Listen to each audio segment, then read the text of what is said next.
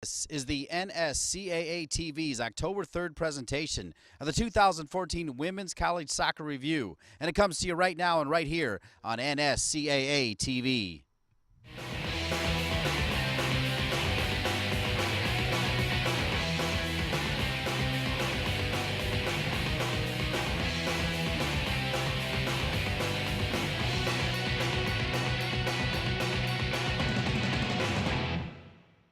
Delighted to be in Lewisburg, Pennsylvania, home to the Bucknell men's and women's soccer team, as we are at Emmett Field and Home Stadium, bringing you today's Women's College Soccer Review Show.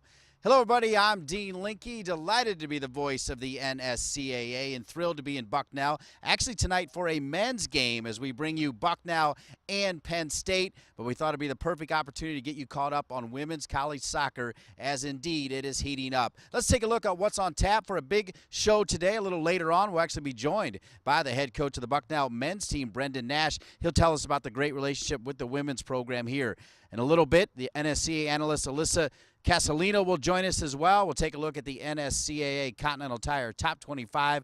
We'll break down D2, D3, Junior College, NAIA, and more right here as part of the NSCAA Women's College Soccer Review. And now, pleased to be joined by Alyssa Casalino. And, of course, Alyssa, both these programs, men's and women's, are fantastic. They really are. They're both playing exceptionally well right now, and the youth programs in the area are really thriving at this time. Indeed, and of course, the women's coach here, as we know, Ben Landis, is actually on assignment tonight. He's got a game at Loyola, Maryland, or he would have joined us. Take a look at the credentials for Ben Landis. Coach Landis is doing such a great job here at Bucknell. This is actually his alma mater, and it's his 10th season as head coach. He brought really early success to the program. They had 6 years of consistent success, and they're doing great right now. They're 5-2, and those numbers don't really do the roster justice. It's a really talented group, and they just started Patriot League play, and I think they're going to be very successful in their conference. All right, we certainly wish Ben Landis all the best. But let's go to work here and take a look at the NSCAA Continental Tire Top 25. We'll start with the #1 team in the country, of course, Amanda Cromwell, the reigning champs, and the UCLA Bruins. UCLA, they're coming off of a tie with Arizona State in their Pac-10 opener. That was actually the only time they were trailing in a game this season. They have not lost in 31 straight games, their last loss being in September of 2013. They're playing great at home, they're playing great on the road, but I think they're looking forward to 5 straight home games coming up. We saw Mark Krikorian's Florida State team knock off UConn right here on NSCAA TV. They're at 2. How about Virginia at 4? Virginia was ranked #2 last week, but Florida State took over their spot. They were the only team that hadn't lost or tied before that loss. Junior Mackenzie Doniak leads the team with 6 goals, and if you remember in preseason, senior Morgan Bryan was ranked the top player, and she certainly has not disappointed. 50 miles or so down the road, Penn State at #7. They moved up They moved up 1 spot since last week. They've only given up 1 goal all season. That was to North Carolina. They just started playing Big Ten Conference play, and under Coach Erica Walsh, they've won 6 consecutive Big Ten titles, and I think they're on board to win a 7th. We'll see Texas Tech on Friday on NSCAA TV. Take a look now at the number 11 through 20 as part of the NSCAA Continental Tire Top 25. Coming in at number 14 is Notre Dame, and they jumped from number 20 after a win over Wake Forest. They're set to take on Virginia on Sunday, which is going to be a tough matchup, but their goalie has been great. Kayla Little, she won the ACC Player of the Week last week, and so far she has 6 shutouts and 34 saves this season. Little love for your alma mater, who we'll see Friday taking on Texas Tech, the Mountaineers. West Virginia, this is their 2nd week at number 17. Coach Nikki Izzo-Brown, she's in her 19th season as head coach, and she really turned the program into something special. They're the newest team in the Big 12 Conference. They were Big 12 champs last year, and they're projected to win again, and I think it's possible, especially with sophomore Kadisha Buchanan. She's been outstanding. Of course you do, Alyssa, as we take a look here now at 21 through 25. Coming in at number 23 is USC. They're 7-1-2 right now, and they're ranked 8th in the country for scoring offense. That's thanks to their 32 goals, and they're averaging 3.2 goals per game. Their coach is new this season, Kadani McAlpine. He was the 2013 Coach of the Year, according to NSCAA, and so far he's been successful in his first season at USC. All right, good stuff. Your top 25, of course, presented by the good folks at Continental Tire. We thank Travis Roffler and everybody at Fort Mill, South Carolina, for their support of NSCAA and NSCAA TV. When we come back, the head coach of the Bucknell men's soccer team, take a look at the women's scene on D2, D3, junior college, and more right here on NSCAA TV.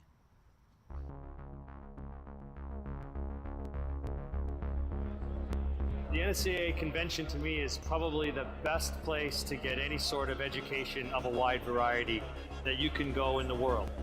Oh, I'm excited. I'm ready to go on. Super excited. Pretty excited. Oh, super excited, yes. Now I'm excited to just be a part of it and experience it all, take it all in.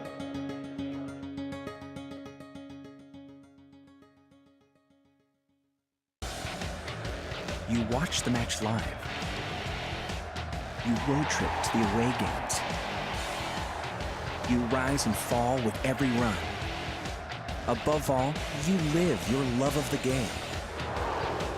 Whatever you do, get there with Continental tires and improve your grip with extreme contact traction. Continental Tire, for what you do. Not going to lie, I love calling games here in Lewisburg, Pennsylvania. Picturesque, perfect setting, wonderful stadium as well as we bring you Emmett Field at home stadium here at Bucknell. Dean Linke back with Alyssa Casalino. And Alyssa, we're going to be joined in just a few minutes by Brendan Nash. First of all, he's a great ambassador for the university and a pretty good soccer coach. I'd have to agree. His team has been outstanding this season so far. All right, let's take a look at the credentials of Mr. Brendan Nash as it rolls right in there. 16th season as head coach, 19th overall. He had 3 as an assistant. They won the double in 2009. He's got 3 Patriot League titles, and he's won a couple games in the NCAA tournament as well. And as promised, he's here right now. And Brendan Nash, first off, thanks for having us back on NSCAA TV. Well, thanks for coming back. Great to be here. Thanks, Dean. Before we talk about the women's team, talk a little bit about your team this year. Well, we're having an up and down season. We're currently just above 500, but we started Patriot League play, and we want to know what Patriot League play, and that's what's most important right now. Brendan, one of the reasons we wanted to have you on, though, is the relationship with the women's team and Ben Landis. Well, the men's and women's program, we really coexist very well here, and I think when we stand at Emmett Field at home stadium, it's one of the things that proves how well that we do coexist. It's a $10 million facility, and it had a lot to do with the men's program and the women's program. Coach Landis and I, we've worked together for 10 years, and he's really good for me to keep a balance because it was his alma mater, and there's some things that he understands as a student that I don't quite understand as a student. The other thing is we really work well together. We share practice facilities, we share a game field, and when we get really bad weather, we actually may share the football stadium where there's 20 women on one side of the field and 20 men on the other, and then we'll flip when we need the goals a half hour in the practice. So we really enjoy it, and our student athletes know Coach Landis, and we know all the women's players. We see them on a daily basis, say hello. So it's great to have that type of relationship, and we encourage each other, and I know Coach Landis would like to be here tonight, but we wish him the best of luck with his game.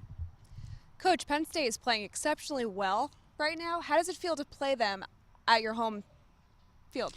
It's great to be home, but sometimes being a nice guy isn't the best thing to do. When we set up this game last year, it was actually my idea, and I called Coach Warming, and Owen Griffin is one of their senior leaders, and he's from Lewisburg, and I said, Coach, why don't you bring Owen back here for a homecoming because he's a well-known commodity in this area. I didn't have the crystal ball to know that they were going to be number 4 in the country and they were going to be undefeated. But I know we're going to have a great crowd for the game, and the Bison are going to give the Nittany Lions our best shot tonight. All right, Coach, we're going to put you to work here to talk D2, D3, and junior college women. You ready for that? Sure. All right, let's take a look here at the news and notes for Division II. You see there the College of St. Rose, they're still number 1. Minnesota State Mankato, number 2. Grand Valley State, they won it a year ago. They're climbing back up to number 3. And the Colorado School of Mines is number 4. And, of course, you played D3, but any thoughts on D2 women's soccer? Well, the only thing when I was looking at it, I would have to put in a plug for my 2 assistant coaches. They both have a degree from East Stroudsburg University. I noticed they were an undefeated team in the rankings for this week. Excuse me. All right, of course, you start at Trenton State in D3 as we roll to D3 women right now.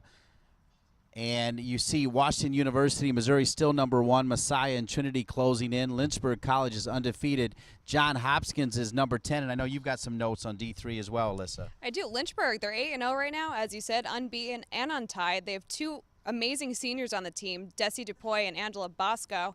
They're leading their conference in goals with 34 scores this season.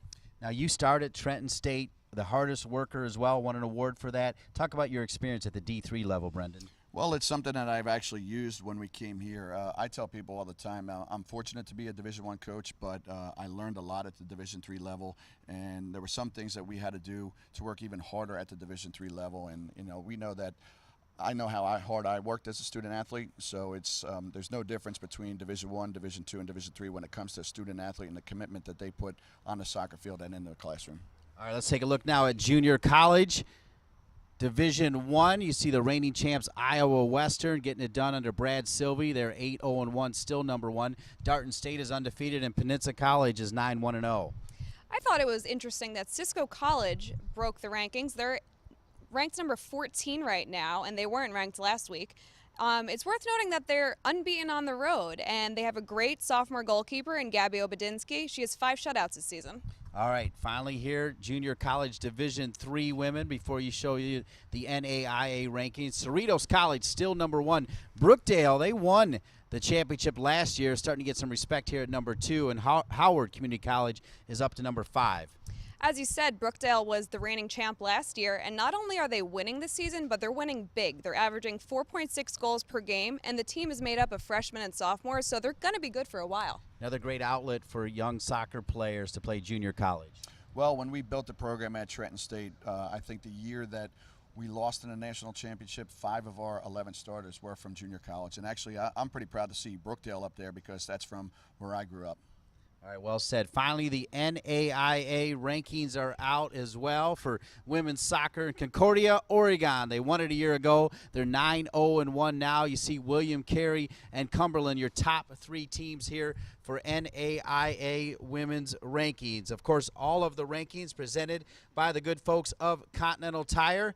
We want to thank Continental Tire one more time for being the presenting sponsor of the NSCAA Continental Tire rankings and all the games right here on NSCAA TV. All right, Brendan Nash, want to thank you so much for being with us and for being a great host here at Bucknell. Well, thanks and welcome back, Dean. All right, do appreciate it. Speaking of thank yous, let's take a look at everybody else we need to thank here, as indeed it's been a wonderful program. We've had a good time coming to you from Lewisburg, Pennsylvania, and we want to thank, of course, George and Brian Krieger, our producer and director, Apparent Gravity Media.